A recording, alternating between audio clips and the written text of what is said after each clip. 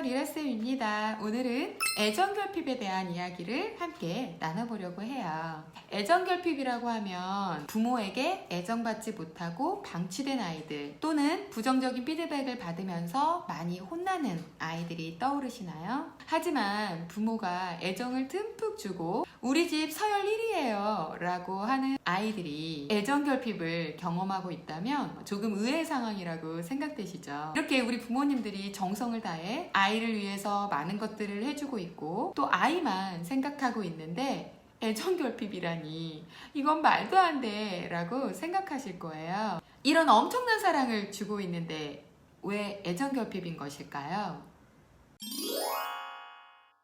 애정결핍은 충분한 애착관계를 형성해야 하는 시기에 사랑받고 싶은 욕구를 충족하지 못하는 경우 발생하게 됩니다. 애정결핍이 되면 아이들은 이런 결핍의 감정인 외로움과 상실감으로 인해 다양한 문제 행동들을 보이게 되죠. 어린아이의 경우는 손가락이나 옷을 빤다거나 자유행위를 하기도 하고 밤에 잘 자지 못하고 쉽게 깨는 모습들을 보이기도 해요. 큰아이들의 경우는 손톱을 물어뜯거나 산만하고 감정 표현이 서툰 모습을 보이게 되고 거짓말과 도벽의 모습을 보이기도 합니다. 애정결핍은 어떻게 이런 문제들을 야기하게 되는 걸까요? 어린아이의 경우 정확한 의사전달이 어렵다 보니 손가락을 빨거나 자의행위로 불안 증세를 해소하려고 하고 한밤중에 큰 소리로 깨서 우는 경우도 하루 동안 느낀 강한 스트레스로 인해 렘 수면을 이루지 못하기 때문에 발생하게 됩니다. 이 경우 부모님의 애정어린 스킨십이 반복되면 애정 호르몬인 옥시토신이 분비되어서 마음을 안정시키는 효과를 줄 수 있어요. 큰아이들의 경우는 불안한 감정에 손톱을 물어뜯거나 부모가 원하지 않는 모습의 행동들을 보이면서 지적을 받게 되는 경우가 많아져요. 알고 보면 부모의 관심을 받고 싶어서 하는 행동이에요. 칭찬이나 원하는 애정을 받기에는 많은 시간과 노력이 필요하지만 문제 행동의 경우 바로 관심을 받을 수 있기 때문에 혼나는 상황으로 쉽게 이어지게 되죠. 애정이 안 되니까 관심을 받고 싶어서 하는 행동이지 혼나고 싶어서 일부러 하는 행동은 아니에요. 관심을 받고 싶은 표현이 문제 행동으로 보여졌을 뿐인 거죠. 그러니 혼내기보다는 관심을 받고 싶구나, 애정을 받고 싶구나로 이해해 주셨으면 좋겠습니다. 마찬가지로 거짓말과 도벽도 연령별로 다양한 원인을 찾을 수 있지만 애정결핍으로 인한 부분이 상당수를 차지하고 있어요. 그러니 이 문제로 혼나는 악순환이 반복되지 않았으면 좋겠어요. 거짓말과 도벽에 관련된 내용은 차후에 좀 보다 깊이 있게 한번 나누도록 할게요. 시작에도 말씀드렸지만 우리 아이는 애정을 많이 주고 있는데 애정결핍이라면 어디가 잘못된 것일까요? 첫 번째는 누구를 위한 애정인가 입니다.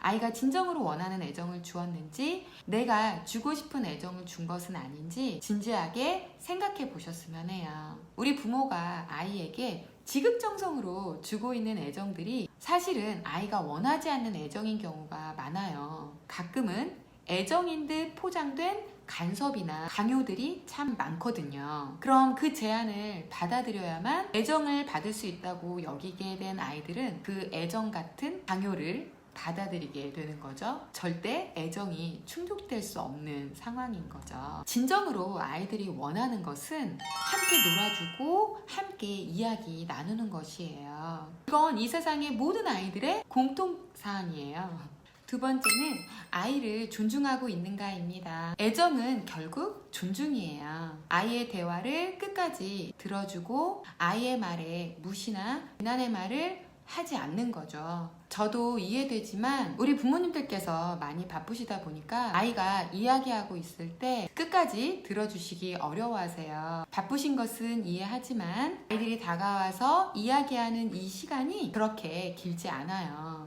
이 시간을 존중으로 채워주시면 사춘기도 문제없이 해결할 수 있어요.